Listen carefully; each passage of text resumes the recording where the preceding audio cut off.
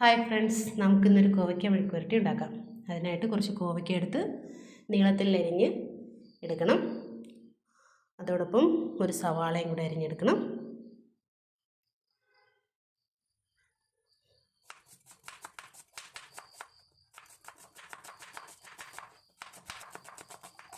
നമുക്കൊരു ചീനിച്ചട്ടി എടുത്ത് അടുപ്പത്ത് വെച്ച് ചൂടായി കഴിയുമ്പോൾ എണ്ണ ഒഴിച്ച് കടുക് പൊട്ടിച്ച് കൂടെ തന്നെ 2 വറ്റൽമുളകും കൂടെ ചേർത്തിട്ട് അരിഞ്ഞ് വെച്ച സവാളയും കോവയ്ക്കായും കൂടെ ചേർത്ത് ഒന്ന് ഇളക്കി യോജിപ്പിച്ചിട്ട് ആവശ്യത്തിന് ഉപ്പും കൂടെ ചേർത്ത് ഒന്നുകൂടെ ഒന്ന് ഇളക്കി യോജിപ്പിച്ച് അടച്ചു വയ്ക്കണം. ഒരു 5 മിനിറ്റ് കഴിയുമ്പോഴത്തേക്കും കോവയ്ക്ക ഒന്ന് വാടിയിട്ടുണ്ടാവും. അതിലേക്ക് കുറച്ച് മഞ്ഞൾപ്പൊടിയും ആവശ്യത്തിന് പച്ചമുളകല്ല മുളക് പൊടിയും കൂടി ചേർത്ത് നമുക്കൊന്ന് ഇളക്കി യോജിപ്പിക്കുമോ.